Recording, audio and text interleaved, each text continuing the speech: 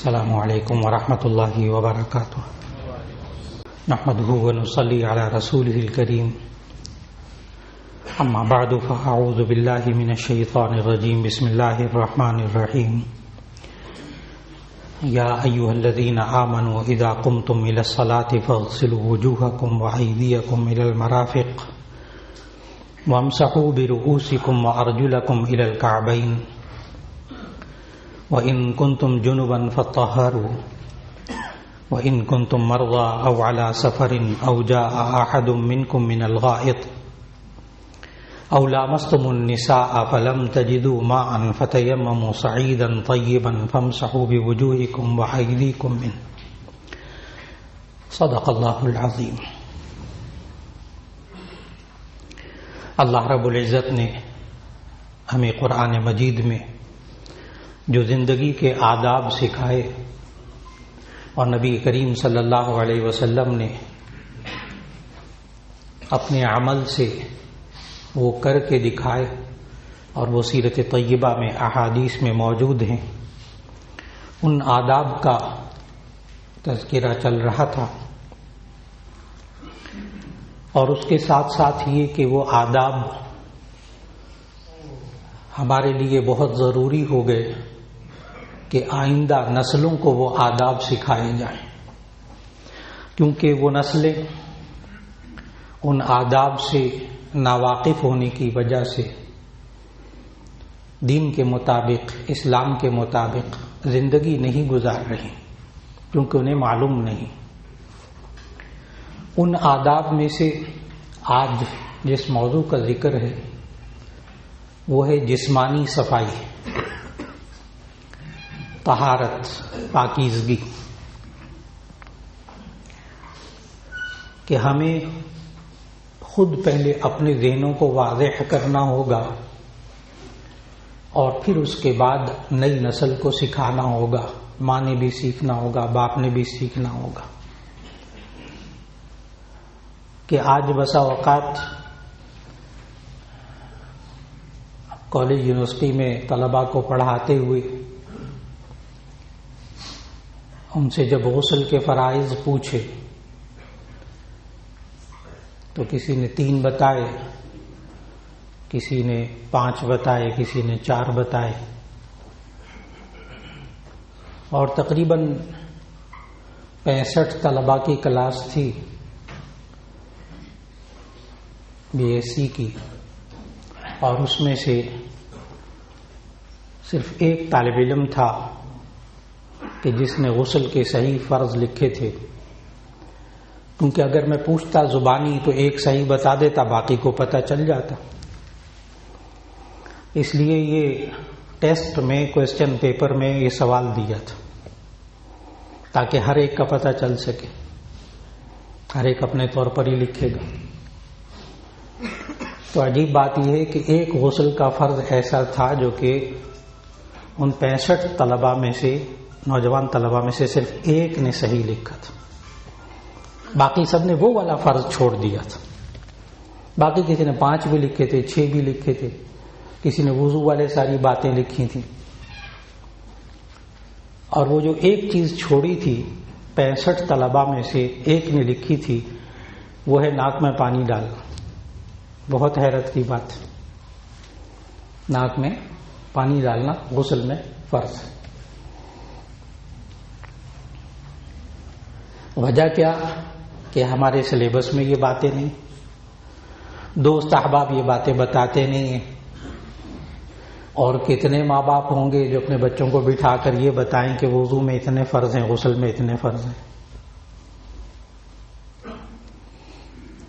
مجھے شاید یاد نہیں ہے کہ میں نے اپنی زندگی میں کبھی بچوں کو یہ بٹھایا ہو۔ میں نے ٹھیک ہے، جامعہ شفیہ میں ماشاءاللہ وضو کے اوپر ایک ہفتہ لگاتے ہیں، غسل کے اوپر ایک ہفتہ لگاتے ہیں، بحثیں ہوتی ہیں، مذاہب بتاتے ہیں، کہ کبھی اپنے بچوں کو بٹھا کر یہ کہو بیٹے ذرا میرے پاس بیٹھنا، میں وضو کے فرض تمہیں بتاتا ہوں، وضو کا طریقہ بتاتا ہوں۔ کسی پہ کیا جرح کرنے، کسی پہ کیا جرح کرنے، کسی اور کو کیا کہنا۔ کتنی دفعہ میں نے بٹھایا ہوگا اپنے بچوں کو، جوانوں کہ جو غسل کے فرض ہیں، غسل کا یہ طریقہ ہے۔ اس کے بغیر بندہ پاک ہی نہیں ہوتا، نماز ہی نہیں ہوتی. یعنی فرض اور واجب کے درجے میں جو باتیں ہیں وہ ہم اپنے بچوں سے نہیں کر پاتے اپنی پوری زندگی میں.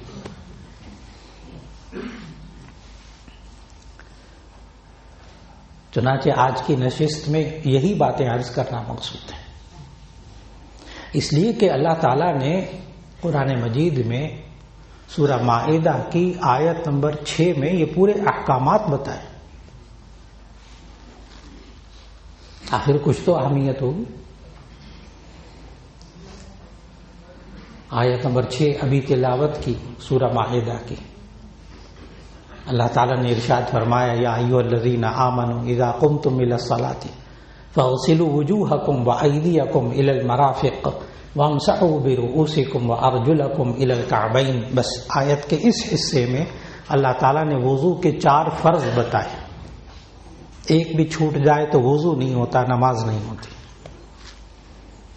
ان 4 فرائض کے علاوہ باقی سنتیں، وہ چھوٹ جائے تو وضو ہو جائے گا. اور اس میں کوئی اختلاف نہیں ہے، یہاں اختلافی باتیں ویسے ہی نہیں ہوتی. لوگ بہت کہتے دین میں بہت اختلاف ہے.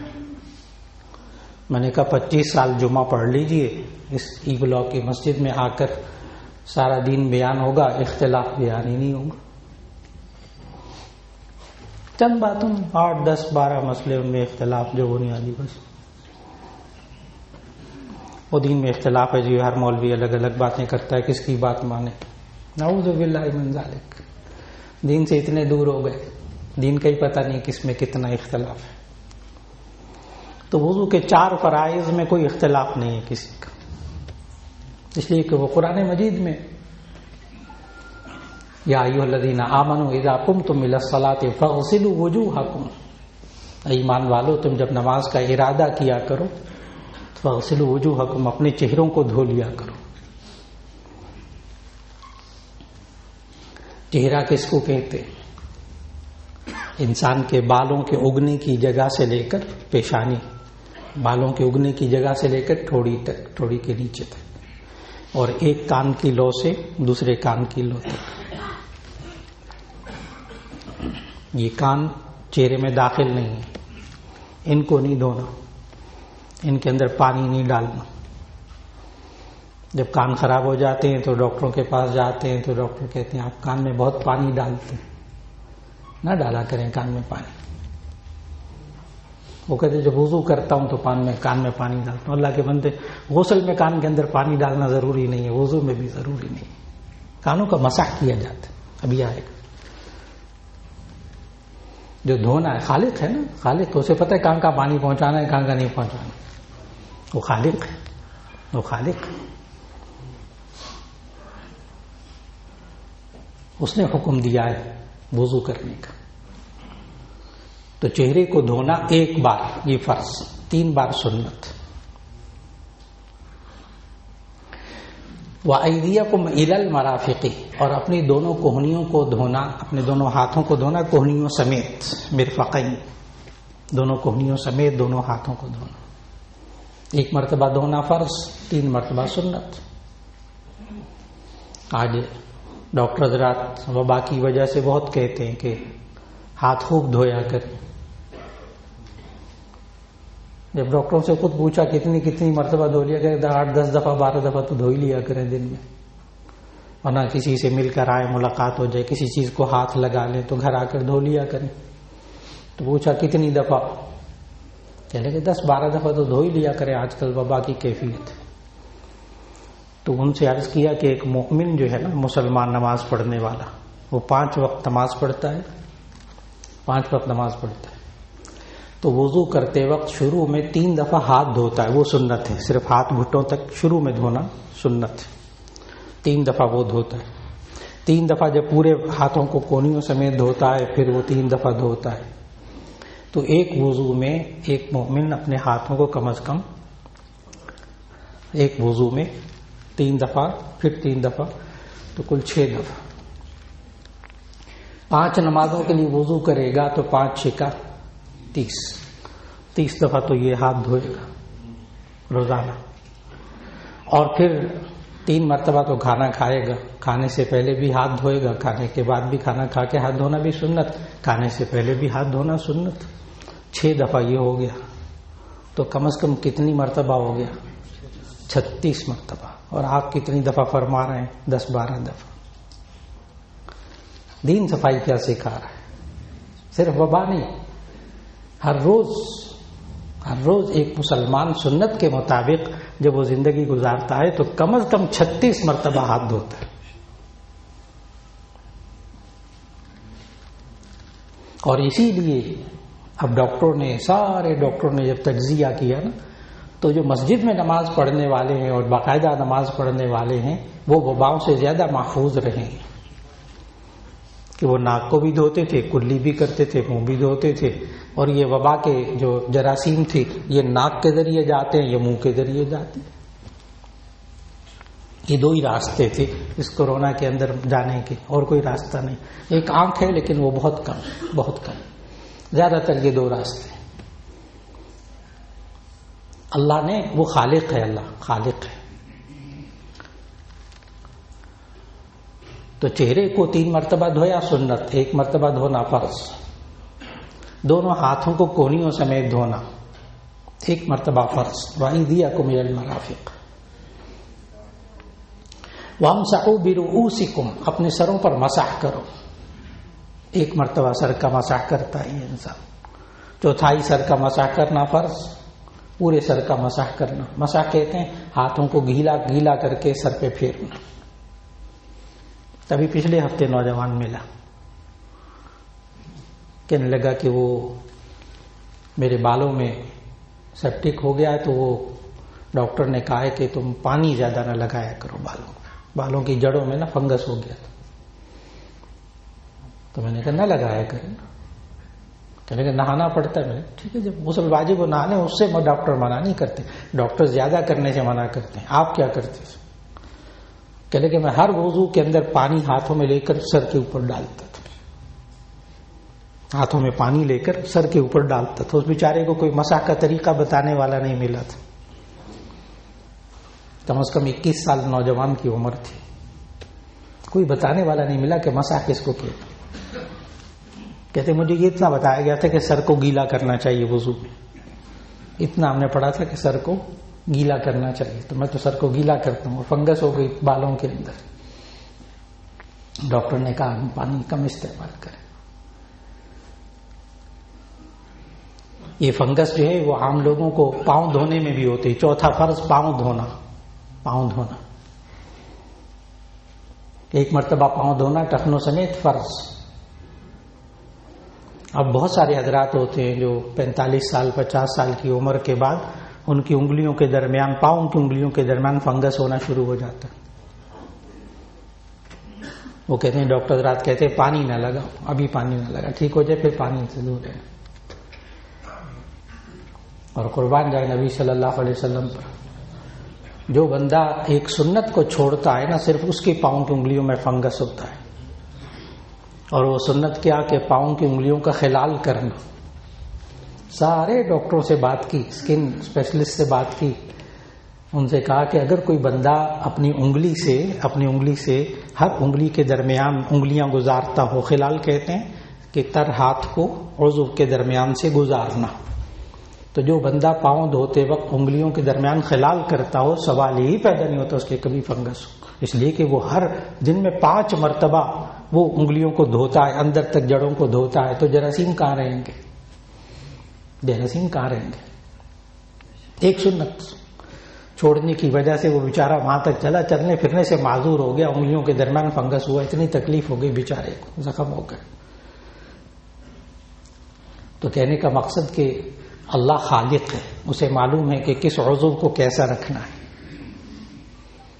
تو 4 فرض وضو کے ہمیں معلوم ہونے چاہیے، آپ سب حضرات کو معلوم.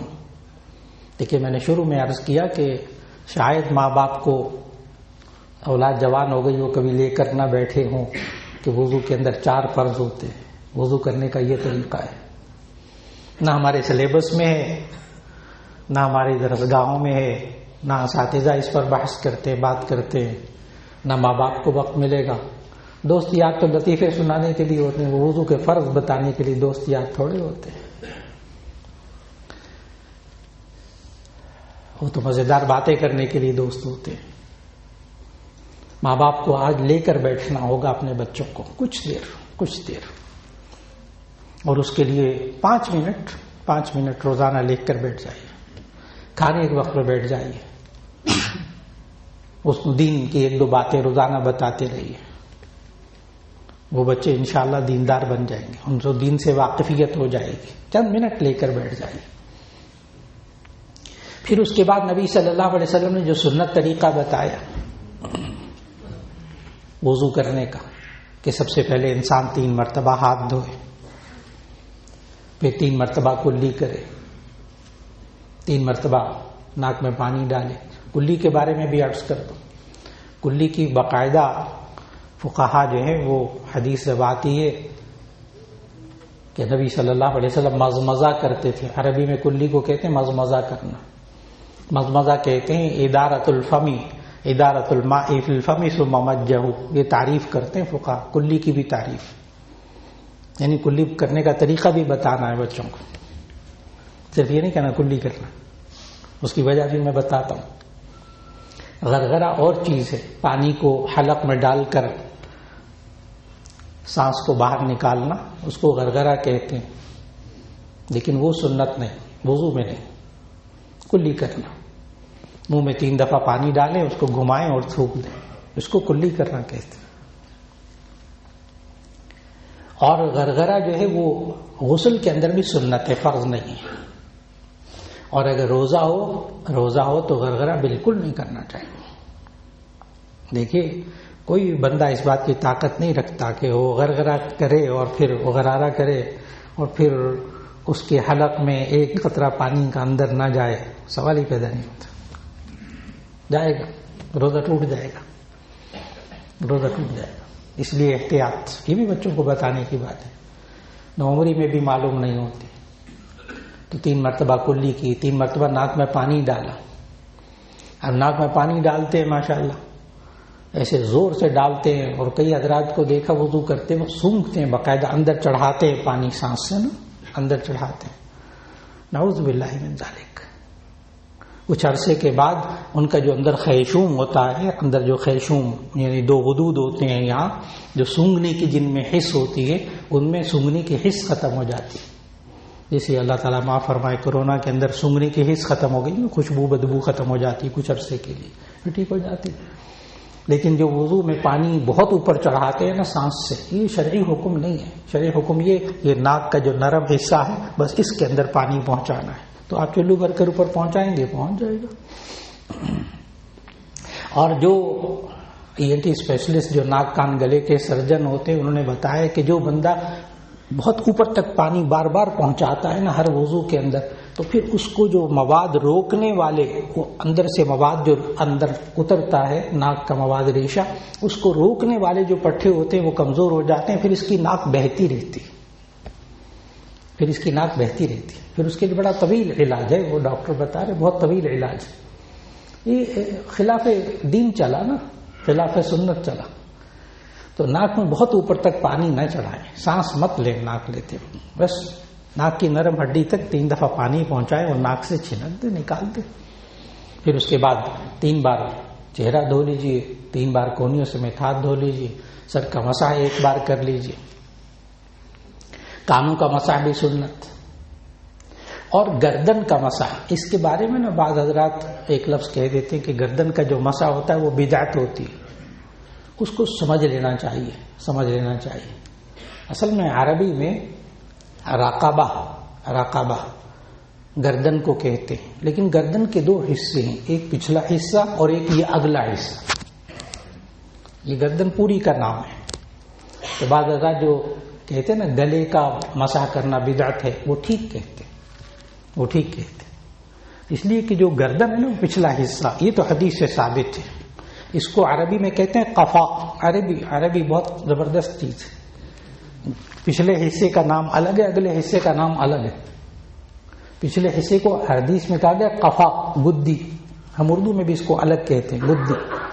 تو اس کا پچھلے سر کے پچھلے حصے کی گردن کا مسح کرنا سنت غیر مؤکدہ. گلے کا مسح یہ جو نچلا حصہ ہوتا ہے اس کا مسح نہیں, یہ شریعت میں دین میں نہیں کہا گیا, یہ سنت نہیں سمجھنا چاہیے. پھر اس کے بعد سر کا مسح کر کے پاؤں دھو لیے 3 مرتبہ, انگلیوں میں خلال بھی کر لیا. ابھی میں نے عرض کیا کہ انگلیوں میں جو بندہ خلال کرنے کی عادت رکھتا ہے اس کی انگلیوں کے درمیان زخم کبھی نہیں ہوتے, فنگس کبھی نہیں ہوتا. وضو ہو گیا. غسل بھی اسی طرح بچے کو سکھانا ضروری ہے. آج کل بچیاں جوان ہو جاتی ہیں, ان کو غسل کا طریقہ معلوم نہیں ہوتا. یہی کام میں نے جو بچوں کے ساتھ کیا, یہی بعض خاتون جو لیکچرر تھی ان سے گزارش کی, ذرا ٹیسٹ میں یہ والا سوال دے دو, پھر مجھے رپورٹ دو. انہوں نے بھی یہی رپورٹ دی. انہوں نے خیر بڑی خوفناک رپورٹ دی, بڑی خوفناک رپورٹ دی کہ بچیاں جوان موجود کالج کے اندر, ان کو غسل کرنا نہیں آتا, پاک ہونا نہیں آتا. ہم سے غلطی ہو گئی. ماں نے شاید زندگی میں کبھی نہیں بتایا ہوگا. کتنی مائیں جنہوں نے اپنی بچیوں کو غسل کا طریقہ بتایا ہوگا. بہت پٹیاں پڑھاتی ہیں مائیں, لیکن اس کے اندر دین نہیں ہوتا. آج وقت کی ضرورت کہ مائیں اپنی بچیوں کو دوست بنائیں. میں نے لفظ بولا ہے, دوست بنائیں, ان کے مسائل کو شیئر کریں. بچیاں جوان ہو رہی ہیں, ان کو پاکی ناپاکی کا بتانے والا کوئی نہیں ہے, بالکل نہیں. اس لیے بچیوں کو اور کس عمر سے یہ سکھانا چاہیے. مجھے بہت خوشی ہوئی چند حضرات سے یہ بات سن کر کہ گھروں کے اندر انہوں نے جب دیکھا کہ 7 سال کا بچہ ہے, نبی صلی اللہ علیہ وسلم نے فرمایا کہ اس کو نماز کا حکم دو. مروا اولادکم بالصلاۃ وهم ابناء 7. 7 سال کا بچہ ہو تو اس کو نماز کا حکم دو. تو ان گھروں سے معلوم ہوا کہ 7 سال کے بچے کو مکمل طور پر سنت کے مطابق وضو کرنا آتا تھا, سنت کے مطابق غسل کرنا آتا تھا. اور یہ ذہن میں رکھیے 7 سال کا بچہ کون سا ہوتا ہے. ہم 5 سال کے بچے کو کلاس 1 میں داخل کراتے ہیں, 5 سال کے بچے کو کلاس 1 میں, اور 7 سال کا بچہ کلاس 2 میں ہوتا ہے. یعنی کلاس 2 کے بچے کو بالکل درست طریقے سے نہانا آتا ہے سنت کے مطابق, غسل بھی کرنا اور وضو کرنا بھی سنت کے مطابق آتا ہے. آپ جو مرضی سکھا دیجئے, آپ کے ہاتھ میں ہے, جو مرضی سکھا دیجئے. بہت کچھ سکھایا ہم نے اپنے بچوں کو, لیکن وضو اور غسل کا طریقہ نہیں سکھا پائے کہ نبی صلی اللہ علیہ وسلم غسل کیسے کرتے تھے, کہ اپنے بدن سے پہلے ناپاکی کو دور کرتے تھے. بہت آسان بات ہے. پھر اس کے بعد مکمل وضو کرتے تھے. غسل سے پہلے جب غسل واجب ہوتا تو مکمل وضو کرتے تھے. پھر اس کے بعد 3 بار کلی کرتے تھے, 3 بار ناک میں پانی ڈالتے تھے, اور 3 بار پورے بدن پر پانی بہاتے تھے. اب غسل کے جو فرائض وہ 3, جس کے بارے میں شروع میں نے عرض کیا کہ وہ پوری کلاس سے لکھوایا تھا ٹیسٹ میں کہ غسل کے کتنے فرض ہوتے. تو 65 طلباء میں سے صرف ایک طالب علم تھا جس نے کہ 3 غسل کے 3 فرض پورے لکھے تھے. اور جو 65 طلباء میں سے 64 نے جو غسل کا فرض چھوڑا تھا نا, وہ تھا ناک میں پانی ڈالنا. وہ کہتے ہیں ہم نے زندگی بھر ناک میں پانی نہیں ڈالا تھا غسل کرتے ہوئے, اور غسل نہیں ہوا, نمازیں نہیں ہوئی, پاکی نہیں تھا وہ. تو غسل کے 3 فرض, ایک بار کلی کرنا, ایک بار ناک میں پانی ڈالنا, ایک بار پورے بدن پر پانی بہانا. اگر یہ کام کر لیا تو غسل ادا ہو گیا. آج وقت کی ضرورت کے بٹھائیں, اپنے بچوں کو بٹھائیں, نئی نسل کو بٹھائیں, اس کے سامنے تذکرہ کیجیے. اور پھر اس کے ساتھ ساتھ جب جسمانی صفائی حاصل ہوتی اس میں وضو کریے. نبی صلی اللہ علیہ وسلم نے پانی کے استعمال کے لیے بھی سلیقہ سکھایا. کتنا پانی وضو کے لیے نبی صلی اللہ علیہ وسلم استعمال کرتے تھے, کتنا غسل کے لیے استعمال کرتے تھے. لمبا وضو, اور خاص طور پر بعض متقی نوجوان وضو کے اندر شک میں مبتلا ہو جاتے ہیں, پتہ نہیں پاک ہوں کہ نہیں ہوا.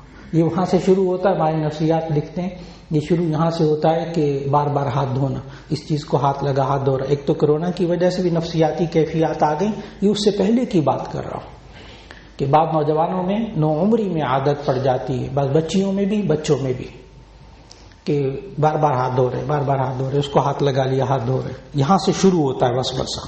اس کو وسوسے کی بیماری کہتے ہیں. اور پھر اس کے بعد اس کو پاکی ناپاکی کا شک شروع ہو جاتا ہے، پتہ نہیں میرے کپڑے پاک ہیں کہ نہیں. اور یہ ہوتا ہے متقی کو، نیک بچوں کو، نیک نوجوانوں کو، نیک بچیوں کو یہ کیفیت ہوتی ہے. اس لیے کہ جو پاک اپنے آپ کو کرنا ہی نہیں چاہتا، پاک رکھتا ہی نہیں، اس کو وسوسہ کہاں سے آئے گا پاکی کا. تو بعض حضرات بڑے ہو کر بھی پھر یہ کیفیات ہوتی ہیں کہ 3 دفعہ سے زیادہ وضو کرتے ہیں، آدھا گھنٹہ غسل خانے میں لگا رہے ہیں، سارے گھر والے تنگ ہیں اس کے غسل سے، سارے گھر والے تنگ ہیں. اب نبی صلی اللہ علیہ وسلم کے ارشادات سنیے گا. نبی صلی اللہ علیہ وسلم جامع ترمذی میں صحاح ستہ کی حدیث سنا رہا ہوں. ان النبی صلی اللہ علیہ وسلم کان یتوضأ بالمد ویغتسل بالصاع. نبی صلی اللہ علیہ وسلم ایک مد پانی سے وضو کرتے تھے، ایک مد پانی سے وضو کرتے تھے، اور 1 صاع پانی سے غسل کرتے تھے. دین نے پانی کو ضائع کرنا نہیں سکھایا. مد، ایک مد پانی، ایک مد جو ہے وہ اگر آج کل گراموں کے حساب سے لے لیں تو یہ بنتا ہے تقریباً 800 گرام، یعنی 1 لیٹر سے 200 گرام کم کر لیں. تو 1 لیٹر پانی کی بوتل ذرا لے لیجئے، 1 لیٹر پانی کی، اور اس سے سنت کے مطابق ذرا وضو کیجئے گا. پھر اندازہ ہوگا یہ ٹوٹیاں کھول کر جو اتنی دیر بیٹھے رہتے ہیں یہ ضائع کرتے، گناہ ہے، گناہ ہے اتنا پانی استعمال کرنا، ضائع کرنا. یہ نہیں کہیں گے وضو کرتے ہوئے پانی، اس کو مولانا آپ یہ تو نہ کہیں نا وضو کرتے ہوئے ضائع کرتا ہے. جی نہیں، نبی صلی اللہ علیہ وسلم نے سمجھایا.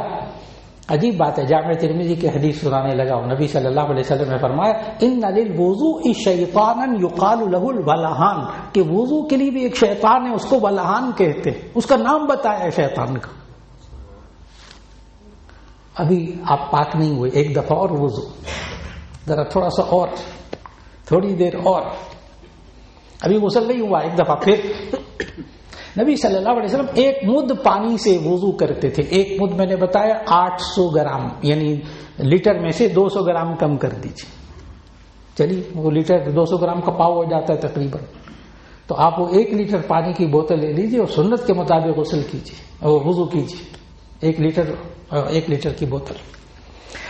اور ویغتسل بالصاع، نبی صلی اللہ علیہ وسلم 1 صاع پانی سے غسل کرتے تھے. 1 صاع پانی ہوتا ہے 3.5 لیٹر.